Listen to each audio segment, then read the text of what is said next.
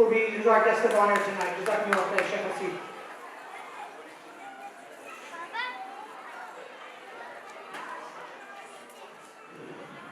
السلام عليكم ورحمة الله وبركاته. وعليكم السلام.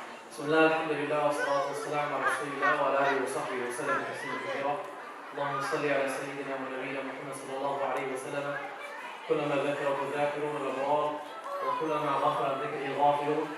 All praise is due to Allah subhanahu wa ta'ala, who knows what we reveal and knows what we conceal and even knows what the animals feel. We thank Him, we praise Him, and on Him we have reliance. It is to Him we only turn to for true guidance. We ask Him to send His peace, His blessings, His mercy on the best of human beings and prophets, Muhammad sallallahu alayhi wa sallam, on whom be praised until the very end of our days.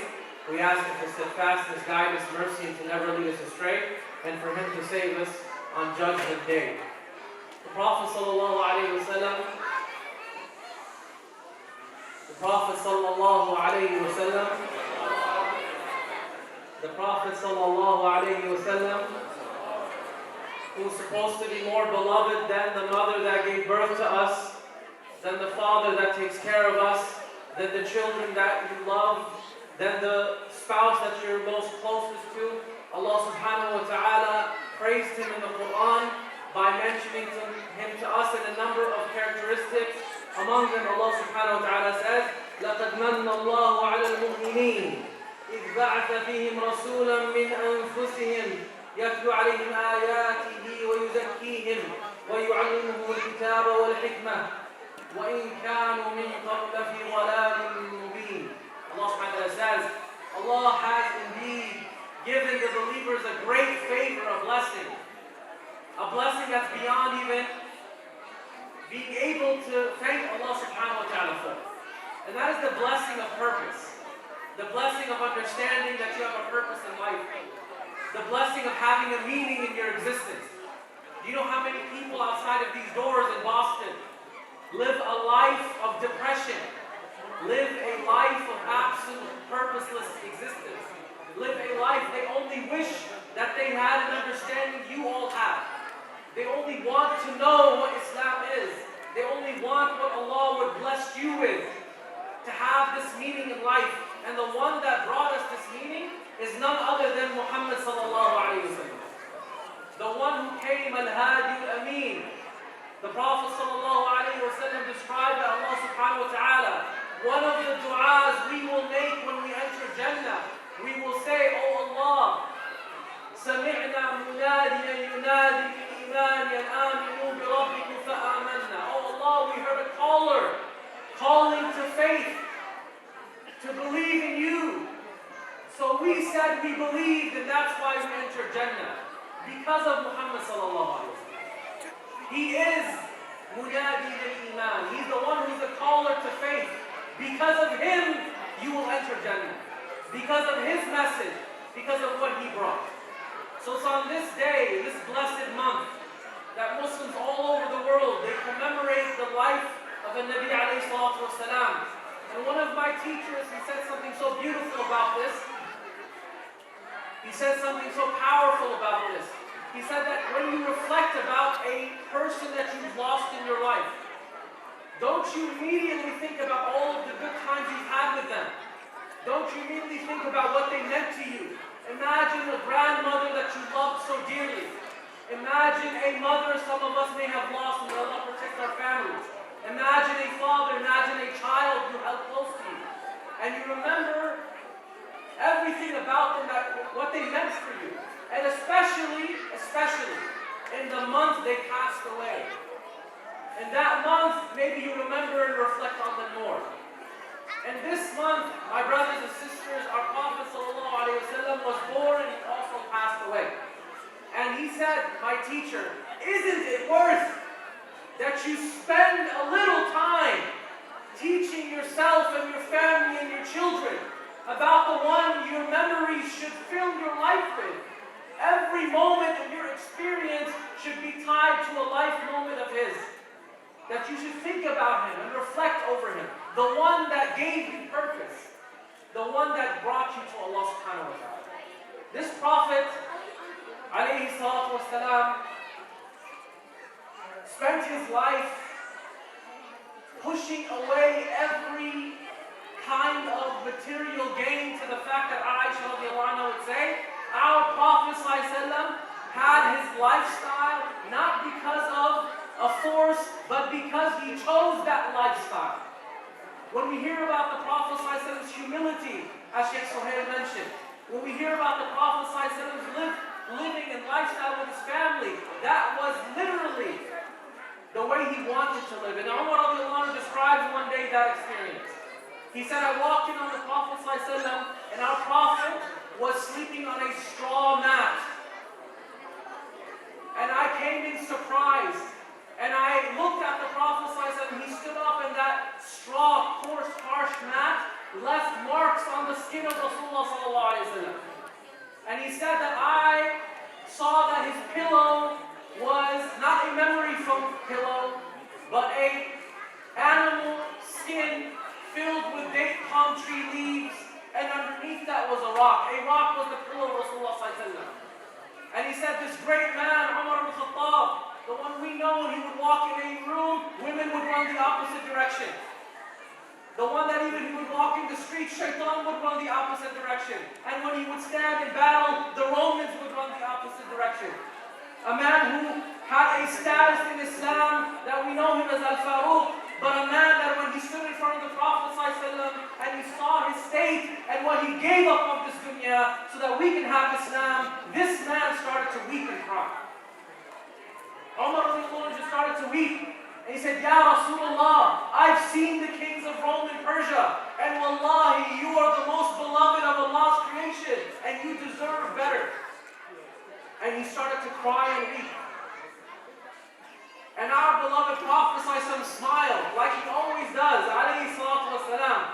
And he taught him and all of us a powerful lesson. He said, Ya Umar, أَمَا تَرْضَى أَنَّ لَهُ فِي الدُّنْيَا وَلَنَا فِي الْآخِرَةِ. Aren't you pleased, O Umar, that these kings that you see, these queens that you see, who have everything that they have and people are chasing after it, and people are dying to get their status, dying to get their castles, dying to get their Ferraris, dying to get their position. They will only have it in this life, O Umar. We're going to be the queens and kings and princes of the hereafter. A man who taught us what humility means when you stand in front of the kings of this world and you say, I am Abdullah, I am a servant of God, with dignity and honor. But a man that when Aisha radiallahu anha one day hosted the guests of the Prophet sallallahu alaihi wasallam, and another wife of the Prophet sallallahu alaihi wasallam brought in a dish in order to host the guest of Rasulullah sallallahu alaihi wasallam, our mother Aisha smacked that dish out of the servant's hands. The whole pan fell on the floor. There's food on the wall. There's food everywhere. And our Prophet sallallahu alaihi wasallam had the humility where he came down and he picked up that food with his bare hands. He smiled at his wife and he said, "Gharat ummukum, your mother just got jealous." A man who did not yell at his wife, who did not raise his hand except for Allah, who did not treat except children with honor and dignity and spoke to them like adults to give them that sense of confidence, self-esteem. A man that would stand up for his daughter, not make them serve him, but him serve them. A man who was known to be in the service of his family. A man that was known as not the greatest of us is the presidents and kings and the scholars. The greatest of us are those who serve our families and serve our wives. A man who, alayhi salatu wassalam, was the best worshipper of Allah on this earth. But when he wakes up in his sleep, he asks his wife, "Do you allow me to pray Qiyam al-Layl?" This is the man, alayhi salatu wasalam. Allah subhanahu wa ta'ala said, we have given you him as a blessing. We have given you him as a blessing. Our Prophet sallallahu alayhi wa sallam, in the early stages of Islam, and I'll end with this, he only wanted one thing. He only wanted to be connected to Allah, to be connected to the divine. As we live our daily lives, it's very easy to be distracted from Allah subhanahu wa ta'ala. It's very, very easy. You can get caught up in your work, you can get caught up in a relationship, you can be distracted and pulled away. But our Prophet ﷺ wanted one thing, and Allah chose his heart to be the medium of this revelation because of that. And that is yearning for Allah. Wanting the connection with Allah subhanahu wa ta'ala.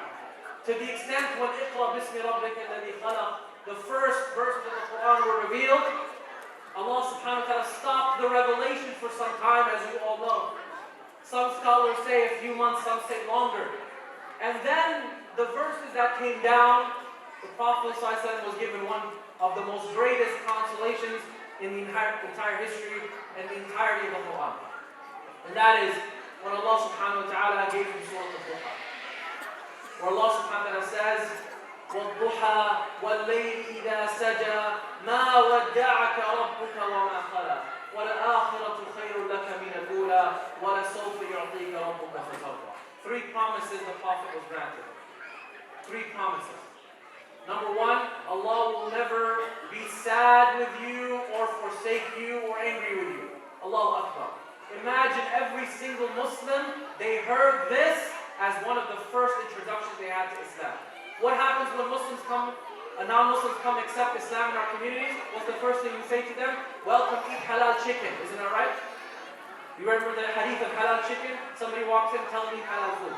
No, the first thing that the Prophet ﷺ and Allah blessed the believers with was one thing. Allah will never be angry with you. Allah will never forsake you. The second thing is, وَلَلْآخِرَةُ خَيْرٌ لَكَ مِنَ الْأُولَى. Your future will always be better than your present.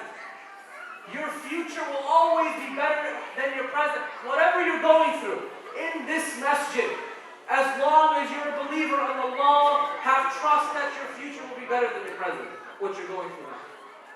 Look at the hope this religion, this faith gives us. And the last thing, وَلَسَوْفَ يُعْطِيكَ رَبُّكَ فَتَرْضَى. And your Lord, O Muhammad, will keep giving you, and keep giving you, and keep giving you until you are pleased. And the scholars say, هذه أرجى آية في القرآن لأن النبي صلى الله عليه وسلم لن يرضى حتى يدخل كل مسلم في الجنة. They say that this is the most hopeful verse in the entire Quran. Why? Because our Prophet ﷺ will never be pleased until every single Muslim enters Jannah. And that is why our Prophet ﷺ said, شَفَاعَتِي لِأَهْلِ الْكَبَائِرِ مِنْ أُمَّتِي. My intercession is given to the ones from my nation who committed the major sins. The major sins, the Prophet ﷺ says, I have your back. This is the Prophet ﷺ that we should celebrate. This is the Prophet ﷺ we should know his life on.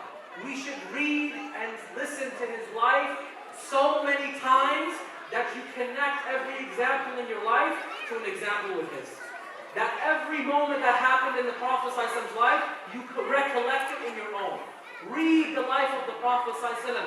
Teach it to your children. Have them sing the songs of Rasulullah ﷺ's praise. And there's nothing called, I've listened to a podcast and I'm done. You listen to it until you listen to others. And you live the life of Rasulullah ﷺ. And I end with something that I want you all, inshallah, to benefit from. And that is a man by the name of As-Sunabihi wanted to become a companion of Rasulullah ﷺ, and he did everything he could to reach Medina. Everything he could.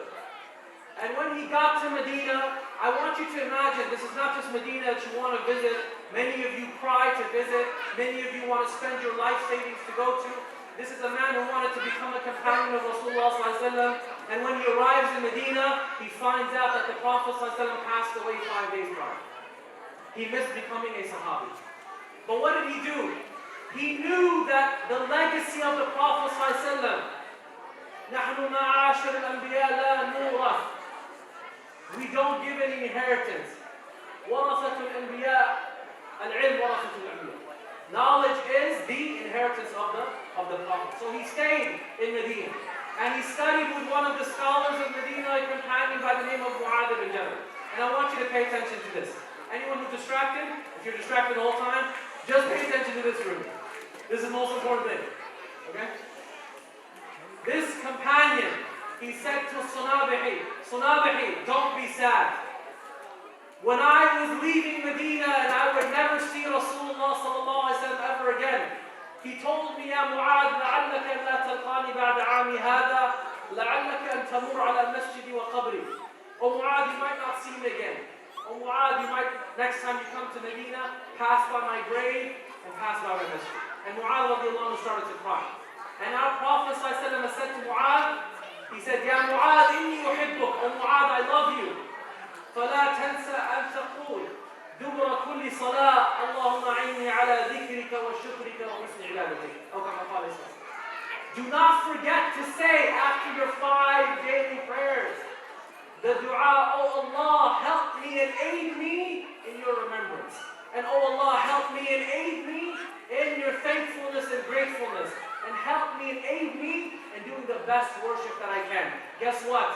Mu'adh ibn Jabal radiallahu ta'ala anhu said to Sunabihi, oh Sunabihi, I love you. So don't forget to say after your 5 daily prayers this dua. And then as-Sunabihi, rahimahullah ta'ala, he said to his student when he met him, Abi Abdurrahman al-Hulubi, I love you, so say after your 5 daily prayers. Who then said to his student, Uqba bin Muslim, I love you, so say after your 5 daily prayers. To Haywat ibn Shurayh, who said, I love you, so say after your 5 daily prayers. So, who said to his student Abu Abd al-Hakam ibn Abda, the same thing. And then to Umar ibn Abi Salama, the same thing. And then to Hassan ibn Aziz al-Jurawi, to Abu Bakr ibn Abi Dunya, to Ahmed ibn Sulaiman al-Najjad, who said to his student Abdurrahman ibn Abdullah al-Qurafi, who then said to his student Muhammad ibn Abd al-Salam al-Ansari, who said to his student Ahmed ibn Muhammad al-Silafi, to Abdurrahman ibn Makki al-Iskandari, to Ahmed ibn Muhammad al-Qurnawi, to Khalil ibn Kayk-al-Da'i, to Ismail ibn Ibrahim, to Ahmed ibn Muhammad, to Abdurrahman ibn Abi Bakr al-Suyuti, to Muhammad ibn Ahmed al-Ghaythi, to Abdurrahman ibn Yusuf al-Bahuti, to Muhammad ibn Ahmed al-Bahuti, to Eid ibn Ali al-Murusi, to Muhammad ibn Abdul Aziz al-Sindi, who said to his student Abdul Hafid ibn Darwish, to his student Muhammad ibn Ali al-Sanusi, to Falih ibn Muhammad al-Zahiri, to Umar ibn Hamdan al-Mahbasi, the teacher of our teachers, who said to his teacher, Shaykh al-Fadani, who said to my teacher, Shaykh Yahya al-Ghawthani, and to many of them like Shaykh Hamid Akram al-Bukhari, Shaykh Yunus al-Jawfi, and many other great scholars of this world, from India, Syria, Uzbekistan, Medina, Mecca, and all over the world, all of them said, our teachers told us, I love you, because the Prophet said to us, I love you. So say after your 5 daily prayers, I say to you all, connecting us to our Prophet sallallahu alaihi wasallam in an unbroken chain, where your Prophet told you and I love you, so say after your 5 daily prayers, I say to you all as well, I love you all, so say after your 5 daily prayers this dua, Allahumma inni ala dhikrika wa shukrika wa husni ibadatik. I allow you to permit this to narrate to your children and your families to connect yourself directly to Rasulullah sallallahu